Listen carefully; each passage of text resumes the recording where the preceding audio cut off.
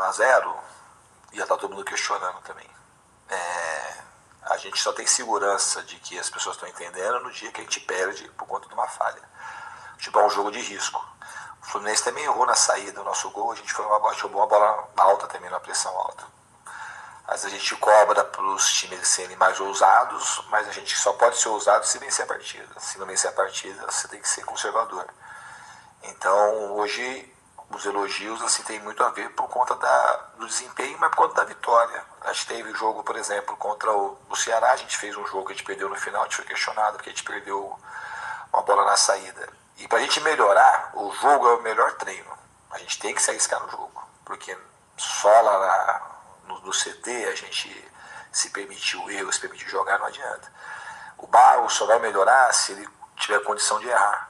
No Fluminense, muitos jogadores, o Martinelli hoje joga absolutamente sólido na saída, porque ficou 2-3 anos pegando bolas exprimidas e o cara vai aprendendo a jogar dessa forma. Então eu estou muito contente, eu acho que o time foi premiado pela vontade, pela seriedade que encarou o jogo e, sobretudo, acho que pela coragem. Boa noite, Diniz. Danilo do Expresso 1923, parabéns pela vitória. A pergunta é sobre o ataque. O Vasco que não deu tantos chutes a gol, mas foi letal quando chegou. E especialmente da confiança, né? A gente vê um Ryan chutando de longe, chutando de média distância. Como é que você destaca isso em relação aos treinamentos e aos jogos? Obrigado. Bom, eu acho que assim, o volume de chutes às vezes não diz o que foi a partida. No segundo tempo a gente teve um controle meio que absoluto do jogo, a gente soube selecionar a hora de jogar, a hora de atacar, a hora de controlar e a gente foi muito eficiente, na verdade, nos chutes. Teve um jogo agora recentemente, Corinthians e Atlético Mineiro. O Corinthians também finalizou poucas vezes, mas teve um volume ofensivo muito importante. Acho que no segundo tempo a gente teve um volume ofensivo, embora tenha chutado pouco, a gente teve um volume muito importante de controle, de posse, com chances claras para poder fazer ataques que poderiam terminar em gol. Em relação ao Ryan, especificamente, ele só vai confirmando aquilo que eu percebi muito precocemente quando eu cheguei aqui. Reafirmo mais uma vez, ele é um jogador que tem que estar no radar de Copa do Mundo. Ele é um atacante cada vez mais sólido, ele está se conhecendo e se autoafirmando como um grande atacante. E o Ryan de hoje, ele tem tudo para o de amanhã ser melhor que o de hoje, porque ele está crescendo cada vez mais. Ele é um jogador muito especial. Diniz, então você já falou do Ryan, Coutinho foi outro destaque. Queria que você falasse do Barros, mesmo sem o Hugo Moura, né? Ele, ao meu sentir, foi um dos melhores em campo. O Barros está crescendo muito desde quando ele chegou. Isso foi uma grande contratação, né? Embora seja um retorno que a gente pediu o retorno dele, mas foi uma grande contratação. Acho que a nossa janela ela foi muito boa e é bom a gente ressaltar, porque assim que abriu a janela tinha uma exigência externa muito grande para a gente contratar. E a gente, sem dinheiro para contratar, a gente tinha que fazer movimentos muito cirúrgicos e para a gente aumentar a nossa chance de dar certo. A gente acabou fazendo as contratações praticamente no final da janela. E depois de muito esmero, de muito trabalho, de assistir muito vídeo, de muito desgaste, e esses jogadores vieram e todos eles somaram. E especificamente falando do Barros, é um jogador que é um jovem, também que tem tudo para crescer cada vez mais. Tem muita força física, tem muita mobilidade no campo, o jogador ganha muito duelo. E com o tempo, se expondo a grandes jogos como o de hoje, ele vai ganhando mais confiança e mais naturalidade para o jogo dele, com a bola nos pés também, evoluir cada vez mais. Boa noite, Diniz. Sérgio Kim, de canal Atenção Vascaínos, Vitória Vascão. Vitória Vascão. Você já enfrentou o Zubeldia essa temporada, quando ele era técnico de São Paulo, conseguiu um bom resultado, um jogo inclusive que ele foi demitido do seu ex-time. Hoje enfrentou novamente, mais uma vitória. Queria que você comentasse como que você encara esses confrontos individuais com treinadores, né? Um treinador contra o outro, uma metodologia de jogo contra a outra. E se o jogo de hoje, de alguma forma, o Vasco vai enfrentar o Fluminense pela Copa do Brasil, só em dezembro, outra competição, se você acha que traz uma confiança maior para esse confronto, joga uma pressão para o adversário, ou se não tem nada a ver, é outra coisa. Obrigado. Eu acho que não tem absolutamente nada a ver. Em relação ao Zubeldia, ele é um dos grandes treinadores de futebol sul-americano. Eu já enfrentei ele algumas vezes, enfrentei quando estava no São Paulo, ele pelo Lanús. Sempre são jogos difíceis, acho que o Fluminense acertou muito na contratação dele. É um treinador diferente, os jogadores, os comentários, embora eu nunca tenha trabalhado perto dele, a gente tem amigos aí em comum, muito por conta da minha passagem no São Paulo e também agora ele vindo para o Fluminense. E as referências dele são as melhores possíveis. E os times que ele dirige sempre são times extremamente competitivos. Ele fez um grande trabalho no São Paulo, fez um grande trabalho no LDU, fez um grande trabalho no Lanús. E é sempre um prazer muito grande encontrá-lo. E mais do que isso, parece ser uma pessoa de ótimo caráter. Boa noite, Diniz. Sérgio do podcast Cruz Maltino. O Vasco está chegando naquele limite dos 45 que todo mundo conta como salvo, garantido na Série A. Você já pensa em, de repente, fazer um rodízio entre os jogadores pensando nas semifinais da Copa do Brasil? Não, absolutamente não. A Copa do Brasil é só em dezembro. Faltam 2 meses ainda. A gente tem muita coisa para poder pensar. E também todo mundo sabe que eu não sou um treinador de ficar fazendo rodízio só se precisar.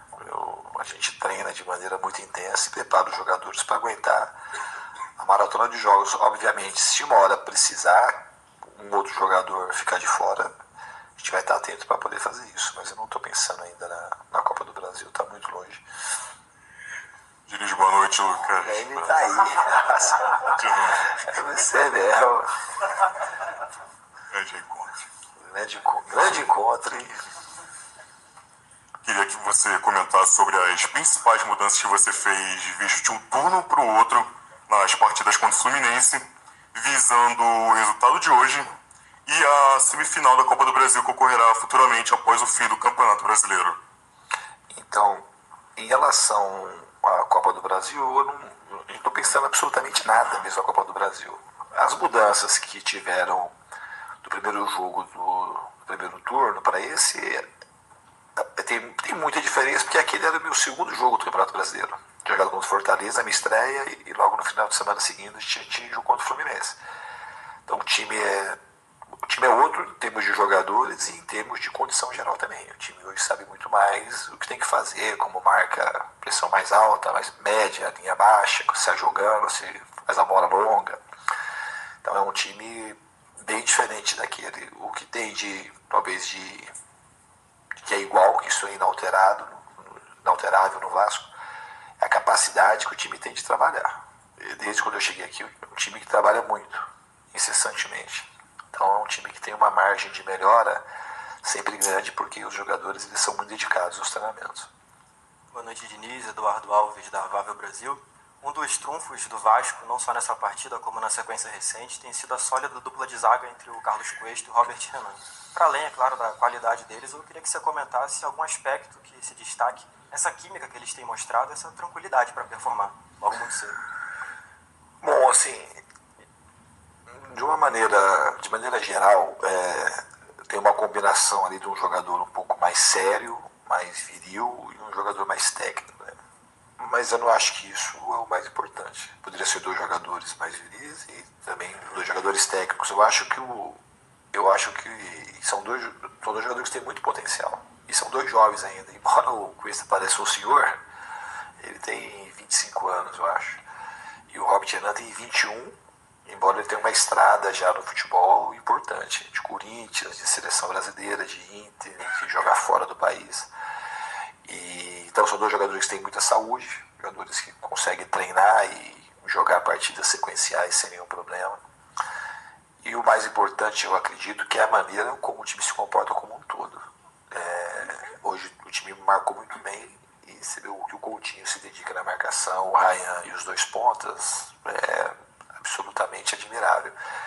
E é a maneira que eu concebo o futebol, de todo mundo participar do jogo na hora que tem que defender e na hora da construção também todo mundo se apresentar. E aí, somando isso com a qualidade individual dos 2, eu acho que teve esse resultado importante aí, que é sempre bom vencer um jogo sem tomar gol de novo. Boa noite, Diniz. Thiago Brandão, da Litoral News. A gente está vendo muitos destaques do Vasco sendo comentados, Cuesta, Robert Renan, o próprio Ryan. E pouca gente fala do Nuno Moreira. Ele é um jogador que no seu primeiro ano já marcou nos 3 clássicos. Marcou contra o Flamengo no Carioca, o Botafogo na Copa do Brasil e o Fluminense no Brasileiro. Queria que se você falasse um pouco dele e dele aparecendo na área, né? A gente está vendo o Nuno aparecendo muitas vezes na área para finalizar ali, pegar rebote, aparecer como uma opção. Queria que você falasse um pouco do Nuno. O Nuno é um dos jogadores mais inteligentes que eu trabalhei. É um jogador que gosta muito de futebol, consome futebol, tem muita inteligência para jogar, para absorver informação. E eu acho que ele vai aprendendo cada vez mais também, assim como o Ryan, cada um do seu jeito, reconhecer o próprio potencial. É um jogador que caiu igual uma luva no Vasco da Gama e para trabalhar comigo também tem muita facilidade. Fico muito feliz dele poder performar bem, fazer gols e dar muitas assistências, que ele tem muito gol e tem muita assistência para a posição que ele joga.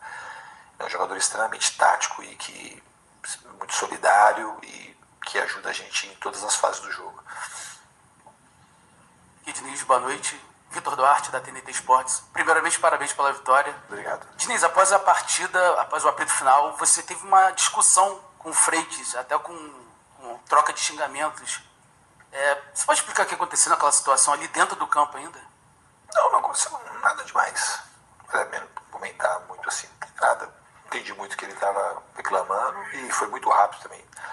Não é uma coisa que mereça grandes destaques. Foi uma discussão bem normal e que não teve nenhuma extensão. Então, no próximo jogo vai estar tudo ok. E é um jogador que está muito bem no Fluminense, um jogador que tem muita vontade, um jogador canhoto, é um grande jogador de futebol.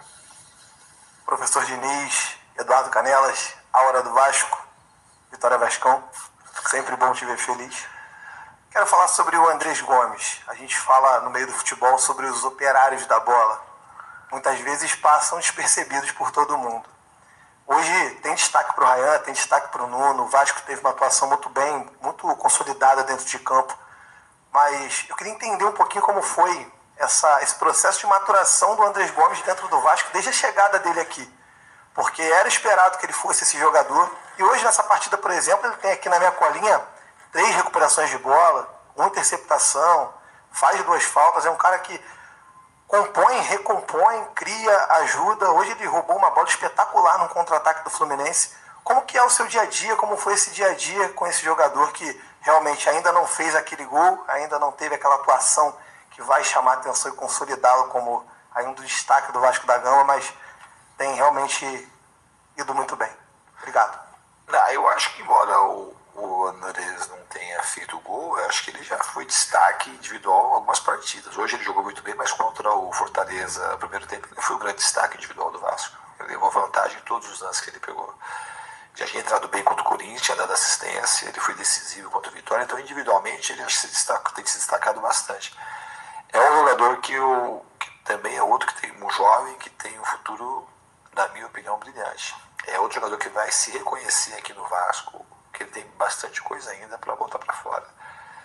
Tem uma certa... Esses jogadores saem muito jovens, no caso dele sair da Colômbia para ir para fora, e você ainda não se consolidou como jogador, existe uma tendência de frustrar um pouco, não ter a paciência necessária.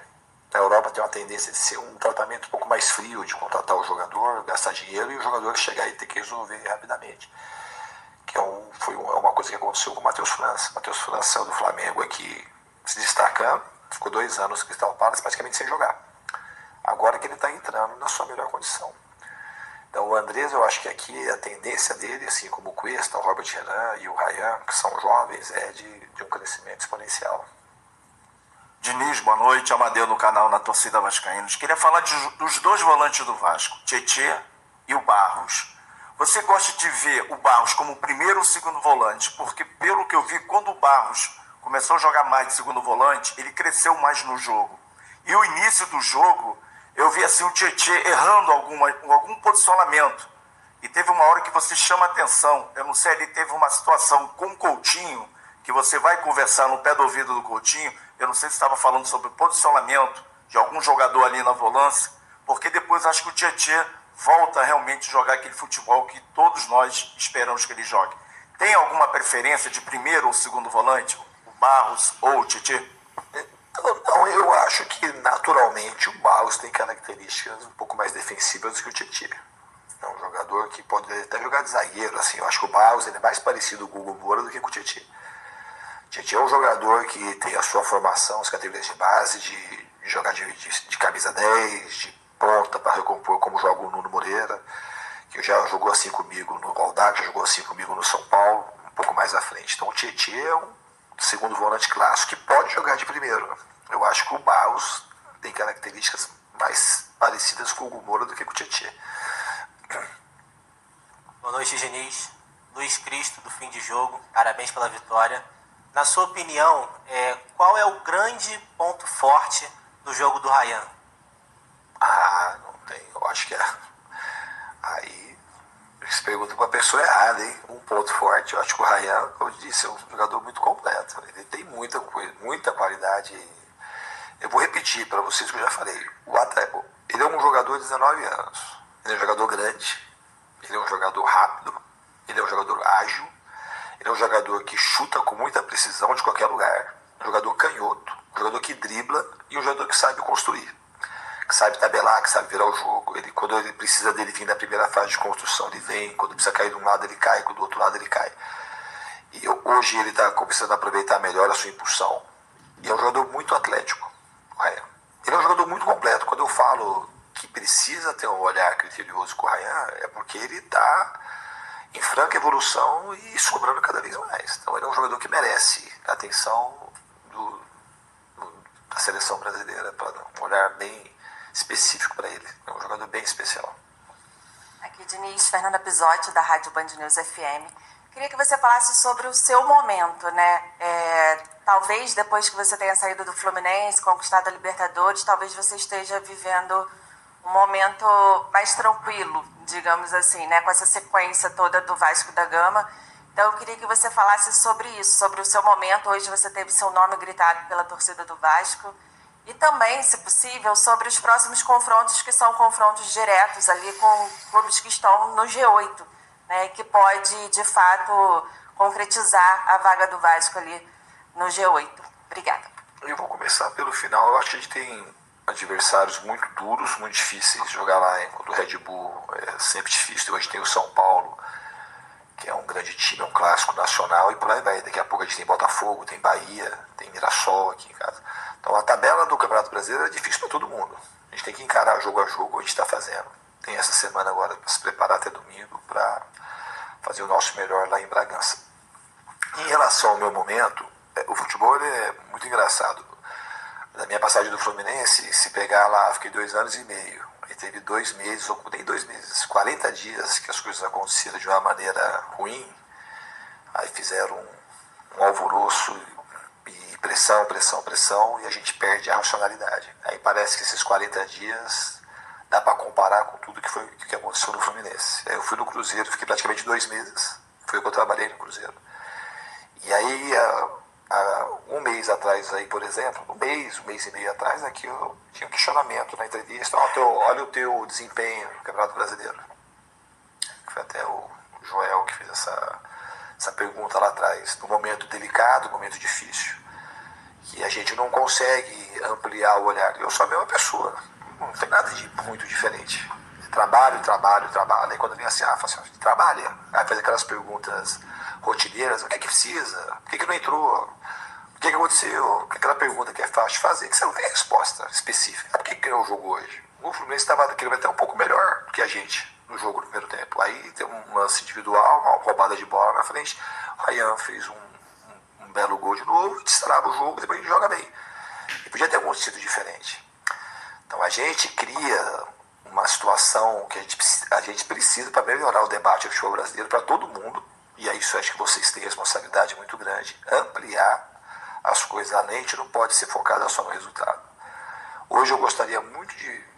Não gostaria não. Não é que eu gostaria, mas quando acontecer de ter uma derrota, porque um erro de saída, como eu comentei, que podia acontecer no lance do Barros, no começo do jogo, e o jogo terminar 1-0, se as pessoas vão falar assim, mas esse é tudo errado. Porque isso sempre que acontece. No Fluminense, uma das críticas muito fortes quando foi da minha saída foi porque era um jeito de jogar e eu só tinha um jeito de sair jogando. Mas só tinha um jeito de sair jogando. Tá aí um jeito de sair jogando. Deu errado, deu certo. Mas é o jeito. Então hoje tem que falar assim, ele só tem um jeito de sair jogando. Não tem que falar que o time jogou bem, não, só tem um jeito de ser jogando. Então, se o critério é esse, se a régua para medir o meu trabalho especificamente é esse, então tem sempre o mesmo jeito. Faz 16 anos que é o mesmo jeito, sai jogando. Só que a gente vai melhorando, porque assim, se trabalha, assiste vídeo e fica e se dedica a vida inteira para as coisas acontecerem de um jeito que a gente aumente a nossa chance de vencer. Mas quando vem a crítica, se perde, mas só tem um jeito. Hoje, se for ver aí, desse único jeito, a gente fez um monte de bola longa, e fez um monte de bola curta, e fez um monte de bola média. Mas quando dá errado uma saída mais curta, aí volta o questionamento, que é sempre o mesmo jeito. Eu acho que é aquela coisa, assim, o cara fica à mercê da superficialidade do resultado imediato. E a gente quer melhor, a gente não melhora desse jeito. O que é bom, o que é ruim é ruim. A gente não consegue enxergar o que é bom. Hoje, infelizmente, eu falo isso. Eu estou celebrando, eu estou contente. Eu estou contente com o meu time contente, com o desempenho, como teve contra o Grêmio, por exemplo, que a gente não ganhou. E outros estão contra o Ceará, que a gente não ganhou. Porque no momento final ali, a gente não conseguiu botar a bola para dentro. Mas assim, eu não tenho controle da bola que vai entrar. Eu tenho controle sobre o meu trabalho, sobre aquilo que a gente faz. E esses jogadores estão de parabéns. E o Vasco, como instituição, e eu acho que o nosso grande líder é o Pedrinho, que tem entendimento das coisas que têm profundidade, de trabalho, de dia a dia, de que aquilo